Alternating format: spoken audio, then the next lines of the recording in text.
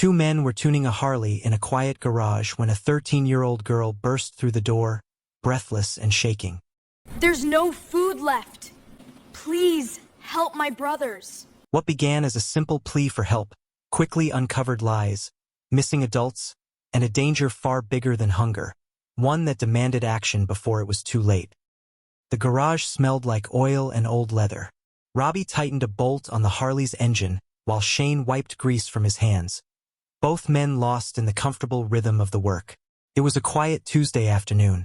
Then the door flew open. A girl stood in the doorway, chest heaving, face flushed red from running. She couldn't have been older than 13. Her sneakers were worn through at the toes. Her jacket hung loose on thin shoulders. She braced herself against the doorframe, trying to catch her breath. Robbie looked up. Shane set down his rag. "There's no food left," she said between gasps. "Please, help my brothers." The words came out raw, desperate. Not rehearsed. Not exaggerated. Just true. Robbie stood slowly, wiping his hands on his jeans. "Okay, slow down. What's your name?" "Lacey." "How old are your brothers, Lacey?" 5, 6, and 8. Her voice cracked. "I left them alone. I shouldn't have, but I didn't know what else to do." Shane stepped forward. "Where are they now?" "Home. About 2 miles from here. I ran the whole way." She looked between them, fear and hope tangled in her expression. "I heard you helped people last winter. With food. I didn't know where else to go." Robbie exchanged a glance with Shane. No words needed. They'd both seen enough to know when someone was lying and when they weren't. This girl wasn't lying. "Tell us what happened," Robbie said, his voice steady but not soft. He didn't talk to her like she was fragile. He talked to her like she deserved the truth. Lacey took a shaky breath. "Our parents died 3 months ago. Car accident. My Aunt Caroline became our guardian. She's our mom's sister, the only family we had left. Everything looked proper. Caroline signed the forms, qualified for benefits, survivor checks, the whole package. But she didn't use it on you," Shane said. Lacey shook her head. "She bought clothes. Went out. A lot. Sometimes she'd be gone all weekend. She'd leave food, but not much. This time was different. She left Friday night. Saturday passed. Sunday. Monday. Tuesday." Her voice dropped. "She didn't come back. And the food ran out," Robbie said. "Yesterday." Lacey's hands balled into fists at her sides. "I gave my brothers what we had left. I told them I already ate. I lied." Shane grabbed his jacket off the workbench. "Let's go." Robbie nodded. No hesitation. No committee meetings. No waiting for permission. They followed Lacey out into the cold afternoon. She walked fast, almost running again, like every second mattered. Robbie and Shane kept pace beside her in silence. When they reached the apartment complex, Lacey led them up a flight of outdoor stairs to a unit on the 2nd floor. She pushed open the door. The cold hit them first. No heat. The air inside felt colder than outside. In the dim light from the window, 3 small boys sat huddled together on a couch under a single blanket. They looked up when the door opened, eyes wide. "It's okay," Lacey said quickly. "They're here to help." Robbie stepped inside, his boots heavy on the worn carpet. He glanced around. The refrigerator door hung open, empty. Dirty dishes filled the sink. 3 eviction notices lined the wall, each more desperate than the last. The electricity had been shut off. No heat. Shane knelt down in front of the boys. "When's the last time you ate?" The smallest one, maybe 5 years old, looked at Lacey before answering. "Yesterday morning." Robbie pulled out his phone and made a call. "Tina? Yeah, it's Robbie. I need you to come to an address. Bring food. Blankets. Anything warm you've got." He rattled off the location and hung up. Shane was already moving, checking cabinets, looking for anything edible. He found half a box of stale crackers. He handed them to the boys without a word. 20 minutes later, Tina arrived with bags of groceries, thick blankets, and a small portable generator she'd grabbed from her garage. She was 20, reliable, someone the club trusted. Robbie had called her because the kids needed someone to stay with them tonight, someone who could be there when the bikers couldn't. They set up the generator, plugged in a space heater, made sandwiches. The boys ate slowly at first, then faster, like they'd forgotten what it felt like to be full. Robbie stood near the window, looking out at the parking lot. Shane joined him. "We can't take them," Shane said quietly. "Not legally. I know. But we can't leave them either." "I know." A knock at the door interrupted them. Lacey opened it. A man in his 50s stood there, keys jangling in his hand. Behind him was another man carrying a toolbox. "I'm the landlord," the first man said, his tone clipped. "And you're all trespassing. Rent hasn't been paid in 2 months. I'm changing the locks tonight." Robbie turned from the window. "How much?" The landlord blinked. "What? How much to cover 1 month and stop the eviction?" The man hesitated, caught off guard. $1,400.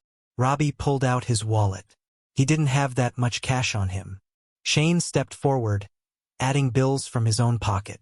Between the two of them and a quick call to another club member, they had it within the hour. The landlord took the money, counted it twice, and left without another word. The locksmith followed. Tina sat with the children, speaking softly, keeping them calm. Robbie looked at Lacey. She stood near the door, arms wrapped around herself, watching everything like she still couldn't believe it was real. "We bought you time," Robbie said. "That's all this is. Time. We're going to figure out the rest." Lacey nodded. Her shoulders dropped. Just enough. The next morning, Jess sat in the corner booth at Mel's diner with her laptop open and a cold cup of coffee beside her. 6 years as the club's secretary, but a decade before that as a social worker. She knew the system's gaps and how to find what people buried. Robbie had called her the night before with the basics.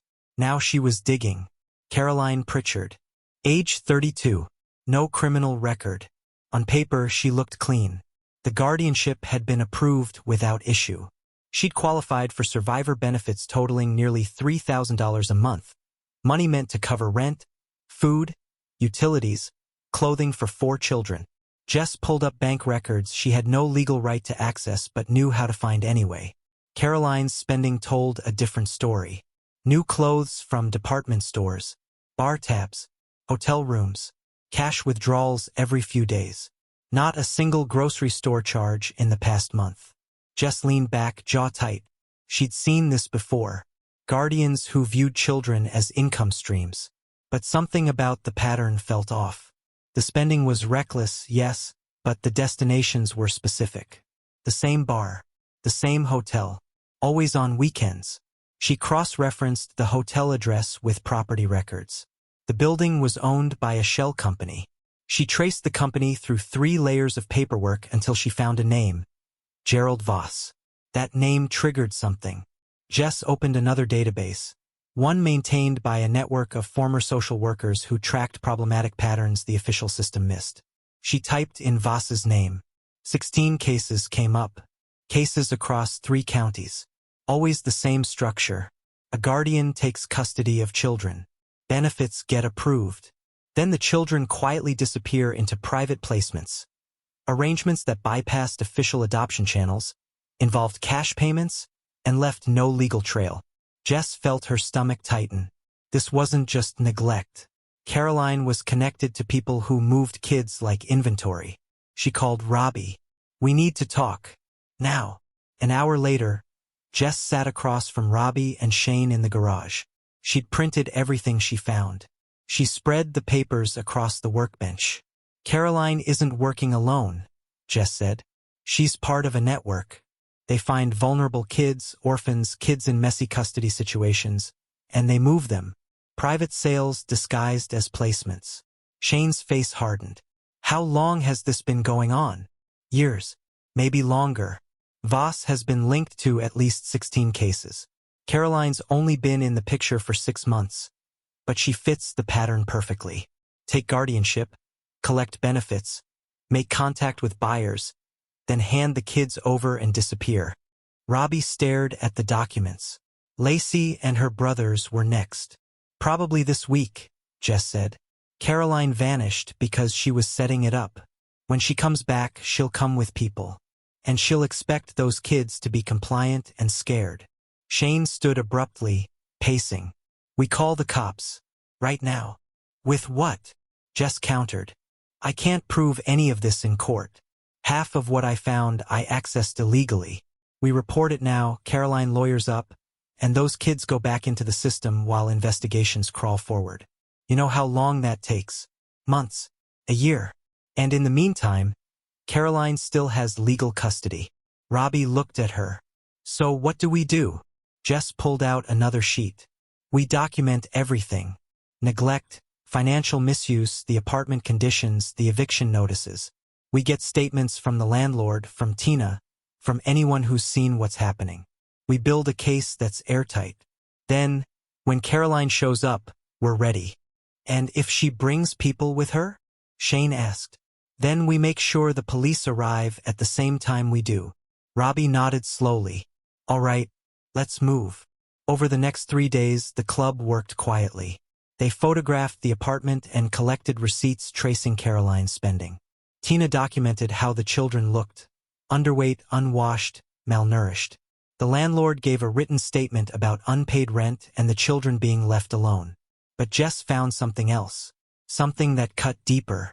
She contacted Lacey's school. The attendance office sent over records without much resistance. Lacey had missed 8 days in the past 6 weeks. Each absence marked unexcused. Then Jess spoke to one of Lacey's teachers, a woman named Mrs. Brennan. I noticed something was wrong about a month ago, Mrs. Brennan said over the phone, her voice tight with regret. Lacey started asking if she could take extra food from lunch. She said it was for later. I gave her what I could, but I also filed a concern report with the counselor. What happened with that report? Jess asked. I don't know. I followed up twice. They said someone would look into it. That's all I ever heard. Jess thanked her and hung up. She stared at the notes in front of her. The system had seen the signs. The teacher noticed. A report was filed, but nothing moved fast enough. She thought about calling Mrs. Brennan back to tell her it wasn't her fault. But Jess knew blame didn't matter right now. Action did. That evening, Robbie sat alone in the garage after everyone else had gone home. Shane found him there, staring at the Harley they'd been working on when Lacey first appeared. You good? Shane asked. Robbie didn't answer right away. Then, quietly, he said, This happened before. Shane settled onto a crate, giving Robbie space to talk. A few years ago, a kid came to us, said his stepdad was hitting him. We talked to the mom. She promised she'd handle it. We believed her. We thought the right thing was to let the system work. Robbie's voice dropped. 2 months later, the stepdad moved them out of state. We never saw that kid again. Never knew what happened to him. Shane sat down on a crate beside him. I swore I wouldn't hesitate again, Robbie said. That's why we moved fast with Lacey. That's why we're not stopping. Shane nodded. Then we don't. Robbie stood, grabbing his jacket. Jess says Caroline will be back soon. When she shows up, we're there. All of us. All of us, Shane agreed.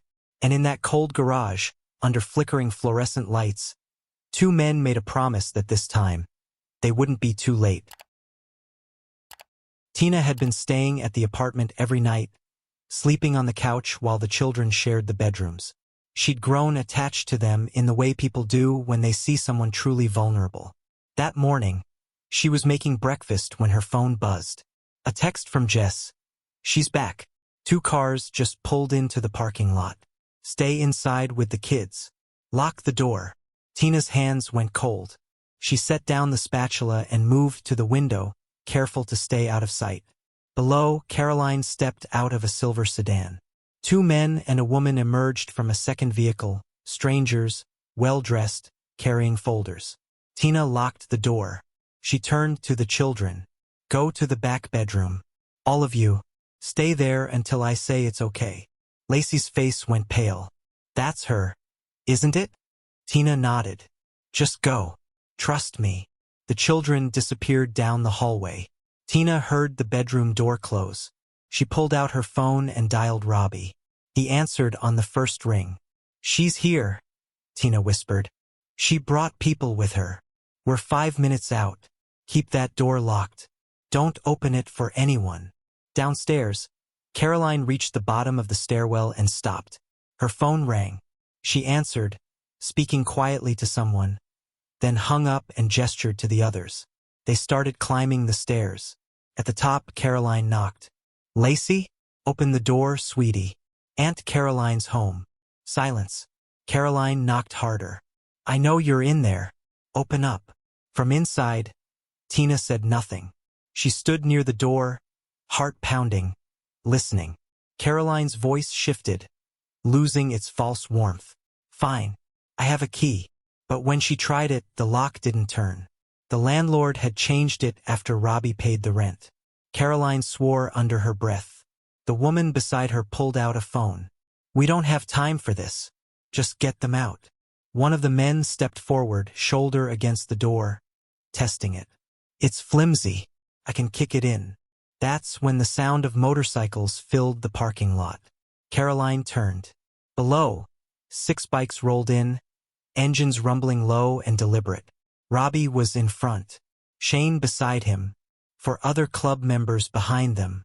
They killed the engines and dismounted in unison. Robbie looked up at the landing. "Caroline Pritchard?" Caroline's face flushed. "Who the hell are you?" "Concerned citizens." Robbie started up the stairs, the others following. "You've been gone a while. Those kids almost starved." "Those are my kids," Caroline snapped. "You have no right." "They're not your kids," Jess said, appearing from the stairwell on the other side. She'd parked a block away and walked in quietly, folder thick with documents in hand. "You're their legal guardian. Not the same thing. And you've violated every responsibility that comes with it." The woman in the business suit stepped forward. "This is a private family matter. You need to leave." Jess ignored her, looking directly at Caroline. "Where were you planning to take them?" Caroline's jaw tightened. She didn't answer. "Let me guess," Jess continued. "New homes, good families, all very private, quiet transfers, nothing official." The man who'd been about to kick in the door took a step back. The woman in the suit glanced at Caroline, something shifting in her expression. Calculation, maybe fear. Robbie pulled out his phone. "I've got the police on speed dial. 1 call and they're here in 3 minutes. You want to explain to them why you're trying to break into an apartment where 4 children are hiding from you." Caroline's hands clenched into fists. "You can't prove anything." "Actually," Jess said, opening the folder. "We can. Financial records, witness statements, eviction notices, photos of that freezing apartment, school records documenting Lacey's hunger." "Want me to keep going?" The woman in the suit turned abruptly. "I'm leaving." "No, you're not," Shane said, blocking the stairwell. His voice was calm but immovable.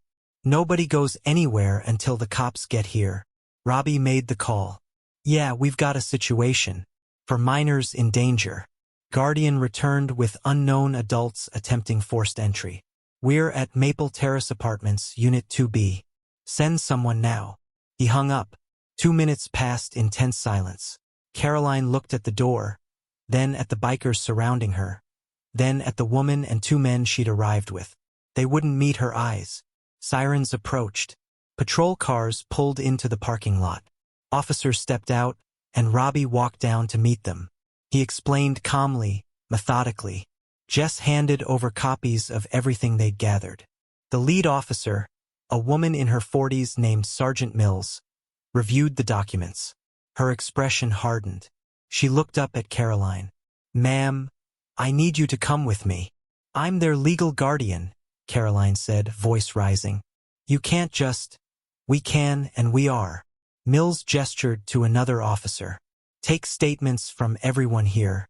I want names, IDs, and contact information."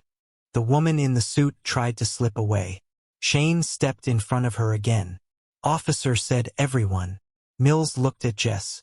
"You used to be a social worker?" 10 years. "Good. I'm calling Child Protective Services. Someone needs to stay with those kids until a caseworker arrives." That you? Jess nodded. I'll stay. Inside the apartment, Tina opened the door. The children stood behind her, silent and wide-eyed. Lacey looked past the officers, past Caroline, until she found Robbie. He nodded once. She exhaled. Caroline was escorted to a patrol car. The two men and the woman were separated, questioned individually. Phones were confiscated. Statements were recorded.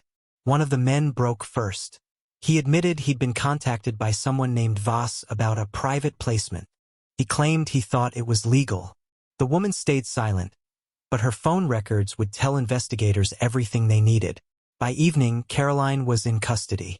Charges were pending. The others were released but flagged for follow-up investigation. Inside the apartment, a CPS caseworker named Daniel arrived. He was young, maybe 30, and looked overwhelmed. Jess walked him through everything. He listened, took notes, made calls. They'll need temporary placement, Daniel said. I'll start the paperwork tonight. Robbie leaned against the kitchen counter. I've got space. My wife and I, our kids are grown. We've fostered before. Daniel looked up, surprised. You'd be willing? Already am. That night, Jess called a journalist she trusted. A woman named Melina Preston who'd covered child welfare issues for years. Jess handed over copies of everything, redacted to protect the children's identities, but complete enough to show the scope. Melina read through it twice. Then she looked at Jess. This is bigger than one case.